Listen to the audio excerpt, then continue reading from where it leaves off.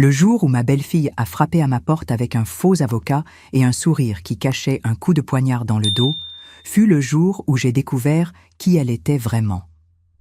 Je m'appelle Brigitte, j'ai 62 ans, et cette histoire commence par un après-midi de jeudi qui semblait annoncer l'orage. Le ciel était chargé de ces nuages lourds qui rendent l'air dense et collant sur la peau. J'étais dans la cuisine en train de terminer le repassage. Une pile de chemises de Guillaume que je lavais et repassais encore, même maintenant qu'il était marié. Parce qu'une mère, c'est ainsi, n'est-ce pas? On n'arrive pas à cesser de prendre soin.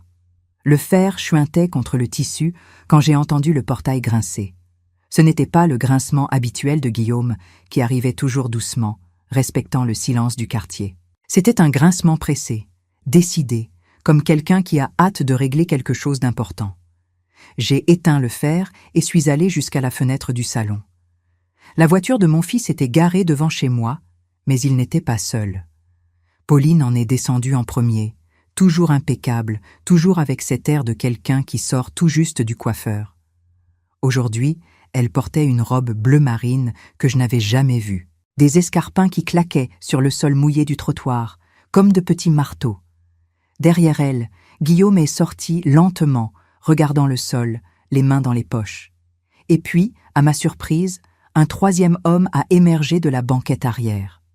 Un type d'une 50aine d'années, costume gris bien coupé, attaché-case en cuir à la main et une expression sérieuse qui ne collait pas avec une visite sociale. Mon cœur a fait un bond étrange. Ce n'était pas de la nervosité, c'était quelque chose de plus primitif, de l'instinct.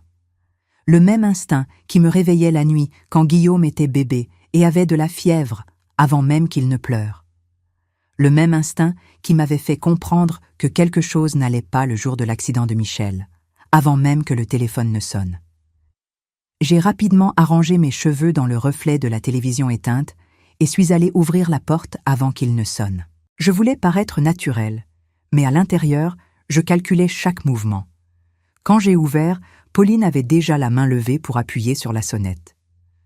« Bonjour Brigitte », dit-elle avec ce large sourire qu'elle arborait lors des visites dominicales. Mais aujourd'hui, il y avait quelque chose de différent, une urgence mal dissimulée, un éclat dans les yeux qui n'était pas de la joie. Nous avons amené une visite spéciale. Guillaume leva à peine les yeux, murmura un « maman », presque inaudible, et resta derrière sa femme, comme un enfant caché dans les jupes de sa mère. L'homme au costume s'avança et tendit la main. « Madame Brigitte, enchantée. Je suis maître Bernard, avocat de la famille. Je suis venu pour régler quelques questions importantes concernant la documentation de la maison. » La façon dont il prononça « de la famille » m'agaça, comme si je n'en faisais pas partie, comme si j'étais juste un détail à régler. J'ai serré sa main fermement. J'ai appris tôt qu'une poignée de main en dit long sur une personne, et j'ai senti que les siennes étaient molles, moites. Cela ne m'a pas plu. « Entrez, je vous prie », dis-je en ouvrant plus largement la porte. Quelle bonne surprise d'avoir de la visite par un après-midi pareil. Ils sont entrés en file indienne. Pauline en tête, regardant autour d'elle comme si elle évaluait chaque meuble, chaque tableau.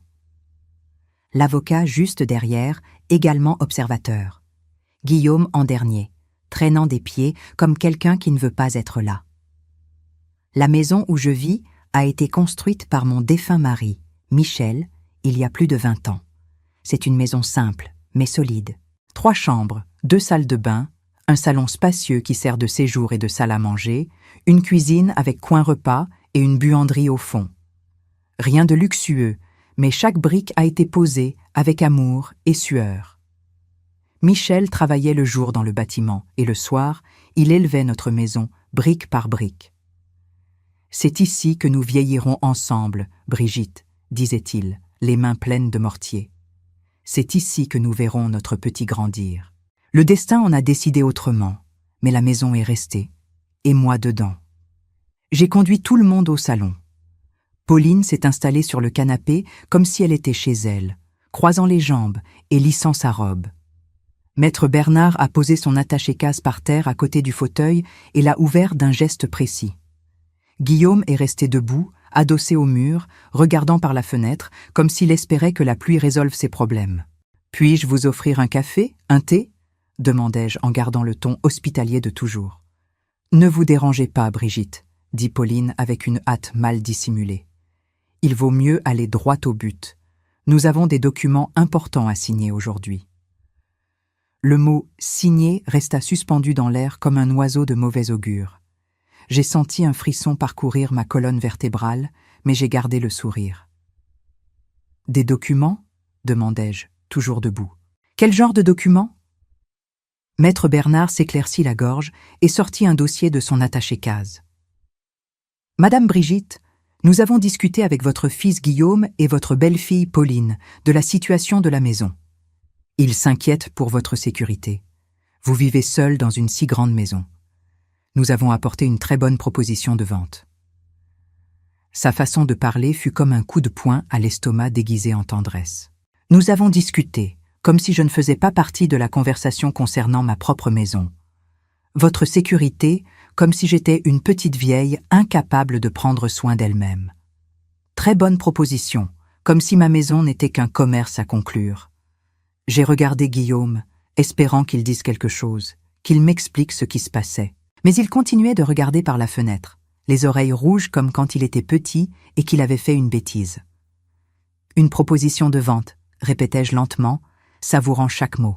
« De ma maison. » Et l'après-midi qui promettait déjà la tempête ne faisait que commencer. Cette nuit-là, après que tous soient partis, je me suis assise dans ma cuisine avec une tisane et j'ai laissé ma mémoire voyager vers des jours plus heureux. Parfois, quand le présent devient trop lourd, le passé nous offre la force dont nous avons besoin. J'ai connu Michel quand j'étais jeune, à peine sorti de chez mes parents à Orléans. Il était maçon, avait les mains calleuses et un sourire qui illuminait n'importe quelle pièce. Il n'était pas beau dans le sens classique du terme, mais il avait quelque chose qui me faisait me sentir en sécurité rien qu'en le regardant. Il travaillait dur, se levait à 5 heures du matin et rentrait avec un bleu de travail sale de ciment, mais toujours avec une histoire drôle du chantier à me raconter. « Un jour, nous aurons notre propre maison, Brigitte, » disait-il en dessinant des plans imaginaires dans l'air avec ses doigts tachés. « Une maison qui sera vraiment à nous, où personne ne pourra nous demander de partir. » Il savait ce que c'était de vivre par charité.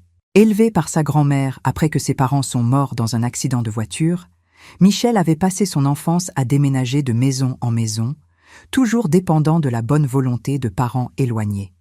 « Je ne veux plus jamais que tu passes par ça, » me disait-il en tenant ma main.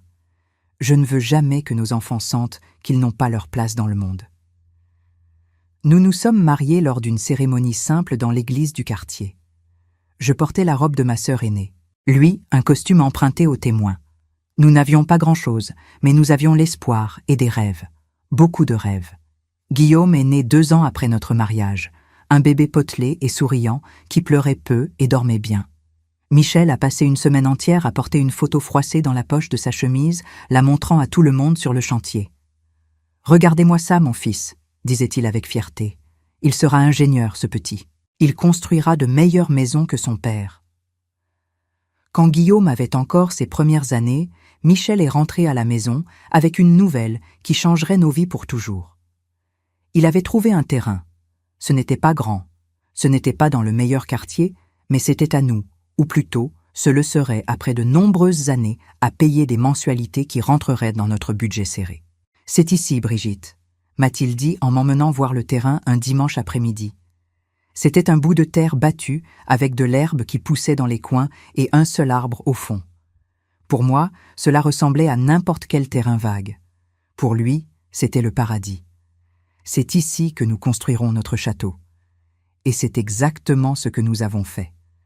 Brique par brique, week-end après week-end, jour férié après jour férié. Michel travaillait dans le bâtiment pendant la semaine et construisait notre maison pendant son temps libre.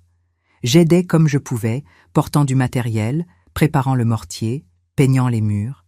Guillaume jouait à côté de nous, toujours avec un petit casque jaune que son père lui avait offert. Nous avons mis des années à terminer. Des années d'économie extrême, de rêver chaque pièce, de calculer chaque brique. Je me souviens du jour où nous avons installé la première porte. Guillaume était encore petit et a insisté pour être le premier à entrer. « Maintenant, c'est vraiment notre maison, n'est-ce pas, maman ?» avait-il demandé en courant dans les pièces vides. « Maintenant, personne ne peut nous demander de partir. » exactement ce que son père disait toujours. Quand nous avons finalement déménagé dans la nouvelle maison, Guillaume était encore enfant et semblait un prince explorant son château. Chaque chambre était une aventure, chaque coin une cachette possible. La maison n'était pas encore complètement terminée. Il manquait du carrelage dans la salle de bain, le sol de la cuisine était en béton ciré, les murs demandèrent de la peinture, mais elle était à nous. Nous finirons petit à petit, disait Michel en nous serrant dans ses bras, Guillaume et moi, au milieu du salon vide. L'important, c'est que nous sommes chez nous. Les années qui ont suivi ont été les meilleures de ma vie. Michel a trouvé un meilleur emploi dans une grande entreprise de construction. Guillaume s'est bien adapté à sa nouvelle école et je faisais quelques travaux de couture à la maison pour compléter nos revenus. Peu à peu, nous avons amélioré la maison. Carrelage dans la cuisine, parquet dans le salon, un petit jardin bien entretenu devant. Guillaume grandissait trop vite. De petit garçon silencieux qui jouait avec des blocs de construction, il était devenu un préadolescent plein d'énergie et de questions. « Papa, comment tu savais où mettre chaque brique ? Maman, pourquoi notre maison est différente des autres ? Quand je serai grand, je construirai une maison encore plus grande. » Michel avait une patience infinie avec la curiosité de son fils. Il passait des heures à lui expliquer les fondations, la structure, les finitions. « Une maison n'est pas que des murs et un toit, Guillaume, » disait-il. « C'est là où nous gardons nos souvenirs, où nous créons notre histoire. C'est pour ça qu'elle doit être faite avec amour. » L'accident est arrivé par un matin d'août. Un échafaudage mal monté, une rafale de vent plus forte, un faux mouvement. Michel est tombé du 10e étage. Il n'est même pas arrivé vivant à l'hôpital. Guillaume était à l'école quand j'ai reçu l'appel. Je me souviens de chaque détail de cette journée. L'odeur des haricots qui brûlaient sur le feu pendant que je courais vers l'hôpital, l'expression du médecin quand il m'a annoncé la nouvelle, le silence dans la voiture du retour à la maison. Comment allais-je expliquer à un garçon de 12 ans que papa ne reviendrait plus ? Les mois qui ont suivi ont été les plus difficiles de ma vie. En plus de la douleur de la perte, il y avait les questions pratiques. L'entreprise a payé une petite indemnité, suffisante pour terminer de payer la maison, mais pas beaucoup plus. Mon salaire d'infirmière à mi-temps ne couvrait pas toutes les dépenses. C'est alors que j'ai découvert que je savais mieux coudre que je ne l'imaginais. J'ai commencé par faire de petites retouches pour les voisines, puis des vêtements simples, jusqu'à avoir une clientèle fidèle. Guillaume m'aidait comme il pouvait. Il organisait les tissus par couleur, livrait les vêtements finis aux clientes du quartier, s'occupait de la maison pendant que je travaillais. Il a grandi trop vite, assumant des responsabilités qui n'étaient pas les siennes, mais il ne s'est jamais plaint. « Nous allons y arriver, maman, » disait-il quand il me voyait inquiète pour les factures. « Papa a laissé la maison payée. Nous allons y arriver. » Et nous y sommes arrivés. La méfiance n'est pas arrivée d'un coup. Elle est venue peu à peu, comme l'eau qui s'infiltre par une fissure que l'on ignore, jusqu'au jour où l'on trouve le plafond tout taché. Pendant les premiers mois de mariage, Pauline continuait d'être la belle-fille attentionnée de toujours. Elle apportait des fleurs quand elle venait me rendre visite, complimentait ma cuisine, s'inquiétait de ma santé, mais il y avait de petits détails qui ont commencé à m'agacer. « Brigitte, avez-vous déjà pensé à moderniser vos documents ?» m'a-t-elle demandé un dimanche après-midi pendant que nous prenions le café sur la terrasse. De nos jours, il est important de tout garder organisé, numérisé. Je connais un très bon clerc de notaire qui pourrait vous aider. À l'époque, j'ai pensé que c'était de la gentillesse. Pauline travaillait dans le marketing digital. Elle parlait toujours de technologie, de modernisation. Il était logique qu'elle se soucie de mon organisation, mais quelque chose dans la façon dont ses yeux ont brillé quand elle a mentionné les documents m'a mise en alerte. « Merci, ma chère, mais mes papiers sont tous en ordre, » ai-je répondu en servant plus de café. J'ai un notaire de confiance depuis des années. J'ai vu une ombre passer sur son visage, rapide, presque imperceptible, mais elle était là. « Ah, c'est bien, mais si vous aviez besoin de quoi que ce soit, vous pouvez m'appeler. Je sais comme ces bureaucraties peuvent être compliquées pour les personnes de votre génération. » Les personnes de ma génération. Comme si j'étais une relique incapable de m'occuper de ses propres affaires. Les visites sont devenues plus fréquentes et plus dirigées. Pauline trouvait toujours une excuse pour passer à la maison. Elle apportait une nouvelle recette à essayer, demandait à utiliser la salle de bain, voulait me montrer quelque chose sur son portable, mais je remarquais comme ses yeux parcouraient chaque pièce, comme elle posait des questions apparemment innocentes sur les rénovations, l'entretien, les dépenses de la maison. Ce salon serait magnifique avec un mur abattu, vous ne trouvez pas ? A-t-elle commenté un jour, pointant la cloison entre le salon et la salle à manger. Cela donnerait une sensation d'espace incroyable. Et avec la valeur que les maisons ont aujourd'hui dans le quartier, une rénovation comme ça valoriserait énormément le bien. Le bien ? Elle appelait ma maison le bien, comme si ce n'était qu'un objet de plus à négocier. Guillaume, le pauvre, semblait ne rien remarquer, ou faisait semblant. Il était amoureux, ébloui par cette femme qui parlait d'investissement et d'avenir brillant. Quand j'essayais d'aborder le sujet subtilement, il changeait de conversation ou défendait sa femme. « Pauline veut juste nous aider, maman. Elle s'y connaît en finance, en planification. Nous devons penser à l'avenir. » L'avenir, toujours l'avenir.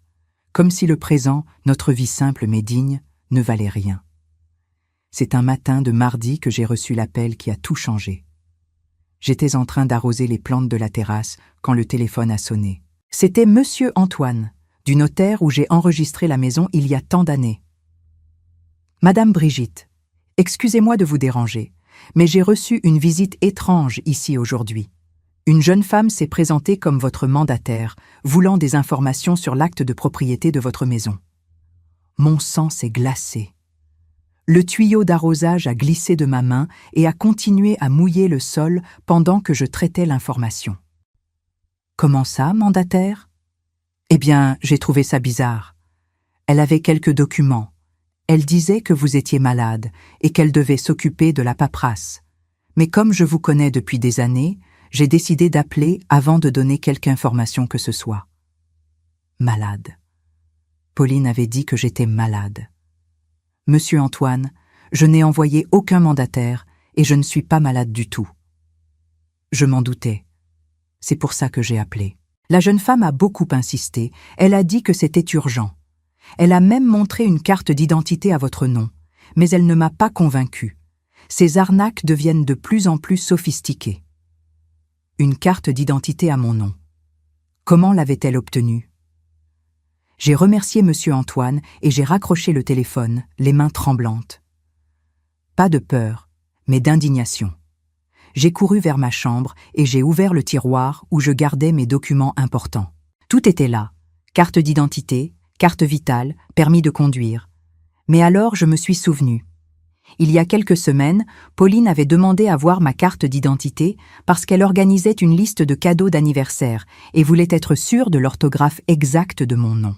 Quelle idiote j'avais été. Je lui avais donné le document sans me méfier. Elle a dû le photographier ou faire une copie quand elle est allée aux toilettes. Cet après-midi-là, je me suis assise dans la cuisine avec un carnet et j'ai commencé à noter tout. Chaque commentaire étrange, chaque question dirigée, chaque comportement suspect.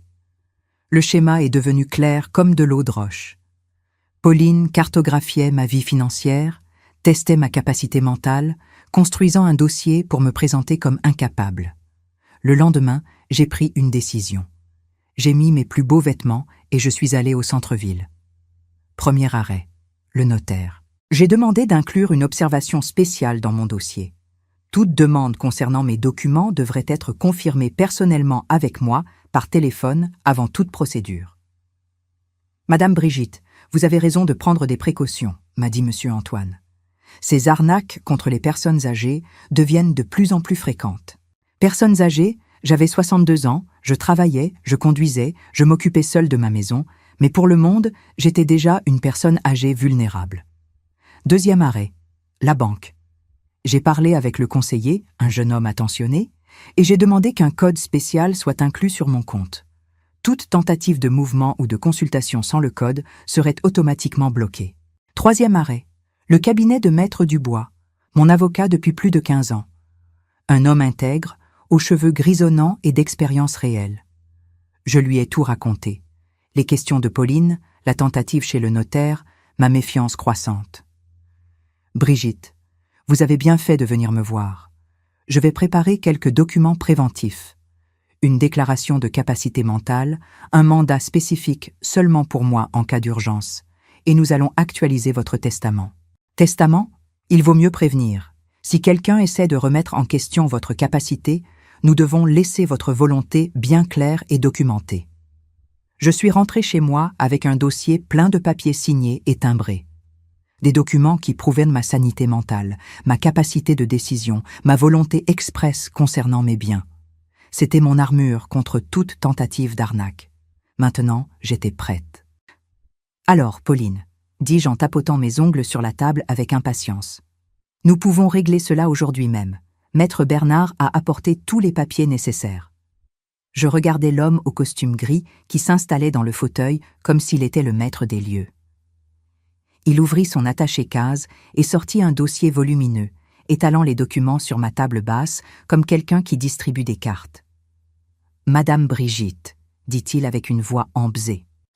« Ceci est une proposition très avantageuse. L'appartement que nous avons trouvé pour vous est moderne, avec toute la sécurité nécessaire pour une personne de votre âge. » Une personne de mon âge, encore. « Et quelle serait exactement votre formation, maître Bernard ?» demandai-je, en gardant un ton doux mais direct. Il hésita une fraction de seconde. « Je suis avocat spécialisé en droit immobilier. »« Que c'est intéressant. De quelle université ?»« De l'université de la Sorbonne. »« Ah, la Sorbonne. Et votre barreau ?» Pauline intervint rapidement. « Brigitte, ce n'est pas important maintenant. Ce qui compte, c'est de régler la situation de la maison avant que ça devienne plus compliqué. » Plus compliqué pour qui? Guillaume continuait à se taire, regardant par la fenêtre comme s'il voulait être n'importe où sauf là. De temps en temps, il me lançait des regards rapides, presque suppliants, mais ne disait rien. « Et vous savez, » continuai-je en servant plus de café, « c'est drôle comme vous avez tout organisé sans même me consulter vraiment. Vous avez même déjà choisi l'appartement. »« C'est parce que nous nous soucions de vous, » dit Pauline en forçant un sourire. « Nous voulons tout faciliter. » Quelle gentillesse! Je pris un des papiers sur la table et fis semblant de l'examiner. Et ce document-là, qu'est-ce que c'est exactement? Le supposé maître Bernard se pencha vers moi. C'est l'acte de cession de la propriété. Très simple, il suffit de signer ici, ici et ici. Il pointa plusieurs lignes avec son stylo doré. Cession à qui? À l'entreprise responsable de la vente. Et le nom de cette entreprise? Silence gêné. Pauline et le faux avocat s'entre-regardèrent. « Tout est spécifié dans le document, » marmonna-t-il. « Ah, c'est vrai. » Je pris mes lunettes de lecture et commençai à lire à voix haute. Cession des droits de la propriété située au... Je m'arrêtai. Que c'est curieux. Ici, il est écrit que je cède la maison à Guillaume Moreau et Pauline Dubois-Moreau. Le silence était maintenant assourdissant. Vous voulez dire qu'il n'y a aucune entreprise? La maison va directement à vous deux? Pauline perdit son sang-froid. Brigitte, c'est juste une formalité. Comme nous sommes en famille, c'est plus facile de faire le transfert ainsi. Après, nous vendons et nous achetons l'appartement pour vous. Après, vous vendez, répétai-je lentement. Ma maison. Guillaume parla finalement, la voix enrouée. Maman, c'est la meilleure façon de... Guillaume. Ma voix sortit plus ferme que je ne l'espérais. Tu es silencieux depuis 1 heure. Maintenant tu veux parler? Il baissa la tête de nouveau. Je me levai et allai jusqu'au buffet, où je garde quelques affaires importantes. Je pris un dossier qui était là depuis des semaines, attendant ce moment. Puisque vous avez apporté des documents, dis-je en retournant à mon fauteuil, j'en ai aussi quelques-uns ici. J'ouvris le dossier et sortis le premier papier. Ceci est un certificat de capacité mentale fait par le docteur Lemoine, psychiatre, attestant que je suis en pleine possession de mes moyens pour prendre des décisions concernant ma vie et mes biens. Je vis le visage de Pauline pâlir. Celui-ci est un rapport de mon médecin, confirmant que je n'ai aucun problème de santé qui compromette mon jugement. Je posai le second document sur la table. Et celui-ci, je pris une feuille avec un en-tête officiel, est un dépôt de plainte que j'ai fait au commissariat, dénonçant une tentative de fraude contre ma personne. Le silence était maintenant de la panique. Le faux maître Bernard commença à ranger ses papiers à la hâte. Ah, mais le meilleur arrive maintenant. Je pris mon téléphone portable et appuyai sur lecture d'un enregistrement. La voix de Pauline résonna dans le salon. Monsieur Antoine, je suis la mandataire de Madame Brigitte. Elle a quelques problèmes de santé et je dois m'occuper de la documentation de sa maison. Guillaume ouvrit grand les yeux. C'était la première fois qu'il entendait cela. Ceci a été enregistré par Monsieur Antoine du notaire quand tu as essayé de te faire passer pour ma mandataire, expliquai-je en regardant directement Pauline. Elle était rouge de colère et de honte. Je peux expliquer ? Tu peux, l'interrompis-je. Alors explique aussi ceci. Je montrai une photo sur mon téléphone. Ceci est la copie de ma carte d'identité que tu as prise quand tu as demandé à vérifier l'orthographe de mon nom. Monsieur Antoine me l'a montré quand tu as essayé de l'utiliser comme fausse identification. Le faux avocat se leva brusquement. Je dois partir, j'ai un autre rendez-vous. Tu peux partir, dis-je en souriant. Mais avant, maître Bernard, si c'est bien ton nom, peux-tu me montrer ta carte du barreau ? Il s'arrêta à la porte, figé.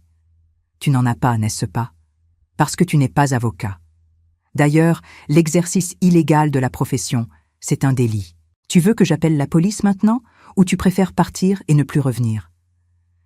Il sortit sans dire un mot, laissant même son attaché-case derrière lui. Guillaume était sous le choc, regardant alternativement sa mère et sa femme, comme s'il assistait à un film de suspense. « Pauline, dit-il d'une voix tremblante. Qu'est-ce que c'est que tout ça ? Elle explosa. Ta mère est une vieille paranoïaque. Je voulais juste aider. Je voulais juste qu'elle ait une vie meilleure. Aider ? Me levai-je de mon fauteuil. En essayant de me faire déclarer incapable, en falsifiant des documents, en inventant une procuration ? Tu ne comprends pas, cria-t-elle.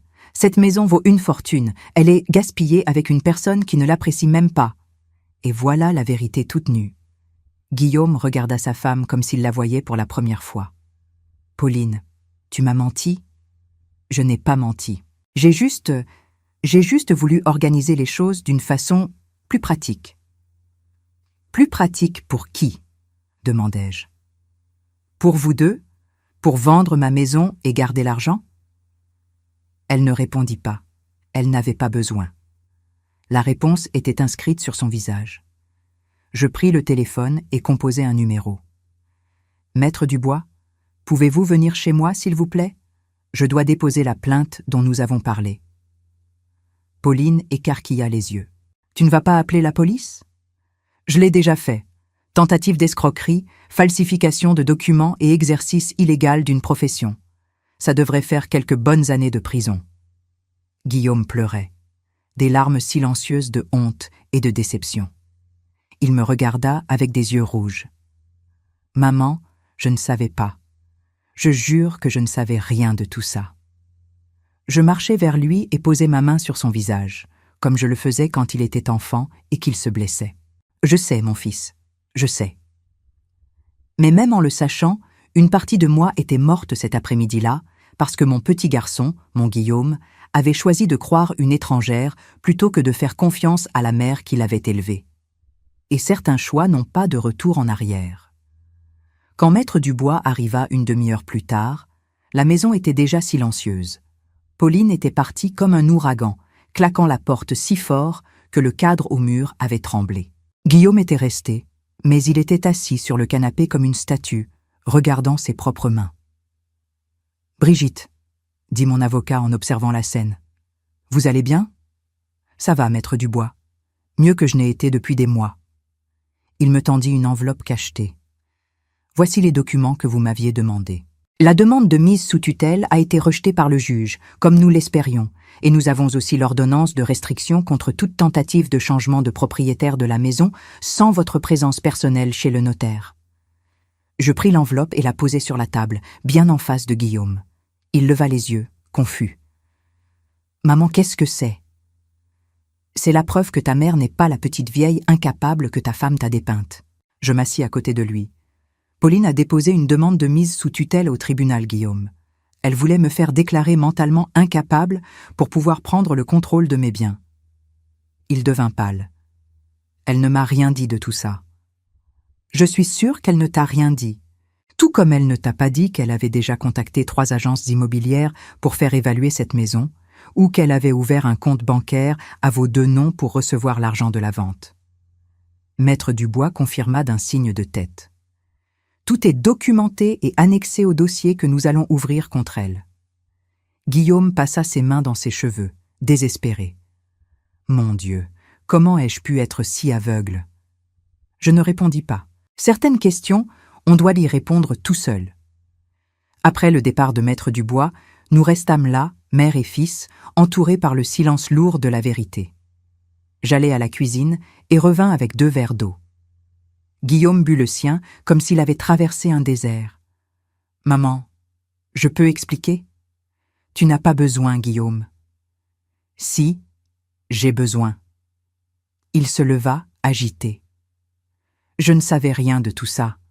Pauline m'avait dit que vous deveniez distraite, qu'il était dangereux de vivre seule. Elle m'avait montré des factures en retard. Elle disait que vous aviez oublié de les payer. » « Quelles factures en retard ? De la carte de crédit, de la pharmacie. » J'allai au tiroir de la cuisine et revins avec mon classeur de documents. Je lui montrai tous les justificatifs de paiement des 6 derniers mois, tout à jour, tout organisé. Elle a falsifié, Guillaume. Elle a créé de fausses factures pour te convaincre que je perdais mes capacités mentales. Je vis mon fils s'effondrer. C'était douloureux à regarder, mais nécessaire. Il devait comprendre l'ampleur de ce qui s'était passé. « Comment a-t-elle réussi tout ça ?» murmura-t-il. « Parce que tu l'as laissé faire. » Les mots sortirent plus durs que je ne l'avais voulu, mais ils étaient vrais. Tu m'as livré sur un plateau à elle, Guillaume. Chaque information dont elle avait besoin, chaque détail sur ma vie, tu l'as fourni sans questionner. Il se remit à pleurer. Cette fois, ce n'étaient pas des larmes de choc, c'étaient des larmes de culpabilité. « Je suis désolée, maman. Je suis tellement désolée. » Je m'assis à côté de lui et pris sa main. C'étaient encore les mains de mon petit garçon, mais maintenant, elles portaient le poids des choix d'adulte. « Guillaume, je te pardonne. Tu as été trompé, manipulé. Pauline est très forte dans ce qu'elle fait.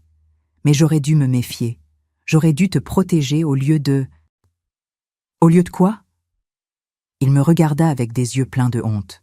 « Au lieu de penser que tu étais un obstacle à notre bonheur. » L'honnêteté faisait mal, mais elle était nécessaire. « Et maintenant ?»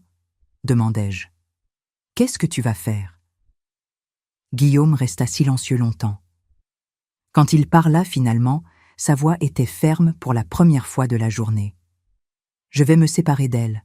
Je ne peux pas continuer mariée avec quelqu'un qui a essayé de vous faire ça, de nous faire ça. » Je sentis un soulagement que je n'attendais pas, mais avec le soulagement vint autre chose, la certitude que les choses ne seraient plus jamais les mêmes entre nous. « Et où vas-tu habiter ?»« Je ne sais pas. Je vais chercher un petit appartement, quelque chose que je puisse payer seul. »« Tu peux rester ici. » Il secoua la tête. « Non, maman. J'ai besoin de reconstruire ma vie. J'ai besoin de vous prouver, à vous et à moi, que je peux être un vrai homme. » Je compris. C'était de l'orgueil, mais c'était aussi de la sagesse. Les semaines suivantes furent un tourbillon. Le procès contre Pauline avança rapidement. Les preuves étaient irréfutables. Elle fut condamnée pour tentative d'escroquerie et falsification de documents. Guillaume demanda le divorce, et elle ne contesta même pas. Elle était trop occupée à essayer d'éviter la prison. Mon fils trouva un petit appartement au centre-ville, modeste mais digne. Il venait me rendre visite 1 fois par semaine, apportant toujours des fleurs ou quelques gâteaux que j'aimais. Nos conversations étaient différentes maintenant, plus prudentes, plus respectueuses. Il avait appris que je n'étais pas seulement sa mère. J'étais une personne avec des droits, des volontés et une capacité de décision. « Maman, » me dit-il lors d'une de ses visites, « je voudrais vous demander quelque chose. » « Dis-moi. » « Je voudrais apprendre à m'occuper du jardin, comme papa le faisait, comme vous le faites. Je pense que j'ai besoin de mieux comprendre la valeur des choses qui se construisent lentement. » Je souris. C'était le premier vrai signe que mon fils grandissait vraiment. Nous décidâmes qu'il viendrait le samedi matin pour travailler ensemble dans la terre. Nous ne parlions pas beaucoup pendant ces heures, mais il y avait une paix différente entre nous. Il apprenait que prendre soin de quelque chose est beaucoup plus difficile que le vendre. 6 mois après la confrontation, je reçus une lettre inattendue. Elle venait de Pauline, de la maison d'arrêt pour femmes où elle purgeait sa peine. « Madame Brigitte, je sais que je n'ai pas le droit de demander votre pardon, mais je voulais que vous sachiez que j'ai compris le mal que j'ai fait. Vous avez lutté toute votre vie pour cette maison et j'ai essayé de vous l'enlever en quelques semaines. C'était inhumain. » Je ne répondis pas à la lettre. Il n'y avait rien à dire. Un après-midi, pendant que j'arrosais les plantes, je réfléchis à tout ce qui s'était passé. Pauline m'avait enseigné quelque chose d'important, que la vraie force ne consiste pas à obtenir ce qu'on veut à tout prix, mais à protéger ce qu'on a construit avec dignité. Ma maison tenait toujours debout. Mon fils était revenu à la maison, pas physiquement, mais émotionnellement, et j'avais découvert qu'à 62 ans, j'étais encore capable de me battre pour moi-même. Le samedi suivant, Guillaume arriva avec un petit rosier dans un pot. « Je pensais qu'on pourrait le planter ensemble, » dit-il. Papa aurait aimé voir des roses près de la terrasse. Nous passâmes la matinée à préparer la terre, à creuser le trou, à installer délicatement la petite plante. Guillaume travaillait avec une concentration que je ne lui connaissais pas, comme s'il apprenait un langage nouveau. « Maman, dit-il pendant que nous tassions la terre autour des racines, j'ai quelque chose à vous dire. Je t'écoute. J'ai rencontré quelqu'un. » Mon cœur se serra automatiquement, mais je gardai les mains occupées avec la terre. Elle s'appelle Marie. C'est une institutrice. Elle a 35 ans, elle est divorcée, elle a une petite fille de 8 ans. Et j'aimerais que vous la rencontriez, mais seulement quand vous vous sentirez prête. Il n'y a pas de presse. Je le regardais. Il était différent, plus calme, plus réfléchi. L'expérience avec Pauline l'avait marqué, mais elle l'avait aussi fait grandir. « Tu l'aimes ? Je pense que oui. Mais cette fois, je veux être sûre. Je veux prendre le temps de vraiment la connaître, de savoir qui elle est quand personne ne regarde. C'est sage. » Marie sait tout de ce qui s'est passé avec Pauline. Je lui ai tout raconté. Elle dit qu'elle comprend pourquoi vous pourriez vous méfier. J'arrosais délicatement le rosier nouvellement planté. Alors, elle est déjà plus intelligente que l'autre. Guillaume sourit. Un vrai sourire, le premier que je voyais depuis des mois. Quelques semaines plus tard, j'acceptais de rencontrer Marie. Elle vint avec sa fille, Emma, une petite blonde aux yeux curieux qui me rappelait Guillaume au même âge. Marie était simple, directe, sans artifice. Elle regardait ma maison avec respect, pas avec calcul.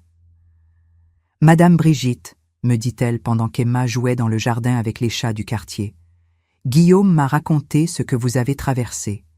Je veux que vous sachiez que je n'ai aucun intérêt dans vos biens. J'ai ma maison, mon travail, ma vie. Ce qui m'intéresse chez Guillaume, c'est l'homme qu'il est, pas ce qu'il possède ou ce qu'il pourrait hériter. Et s'il n'héritait de rien, alors il n'hériterait de rien, répondit-elle simplement. Nous nous débrouillerions comme tout le monde. Cette réponse me plut. Au fil des mois, Marie devint une présence discrète mais constante dans nos vies. Elle ne forçait rien, ne précipitait rien. Elle laissait les choses se développer naturellement. Emma m'adoptait peu à peu, m'appelant « grand-mère Brigitte », avec cette facilité qu'ont les enfants à créer des liens. Un dimanche, pendant que nous déjeunions tous ensemble sur la terrasse, Emma regarda autour d'elle et dit « Grand-mère Brigitte, votre maison raconte des histoires. Comment ça, ma chérie ? » Maman dit que les maisons où les gens sont heureux racontent de belles histoires. Et votre maison sourit. Je regardai Marie qui rougit légèrement. C'est juste une façon de parler, expliqua-t-elle. Mais Emma avait raison. Ma maison racontait des histoires. L'histoire de Michel et moi, construisant nos rêves, brique par brique.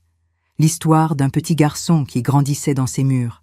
L'histoire d'une femme qui avait appris à se défendre. Et maintenant, elle commençait un nouveau chapitre.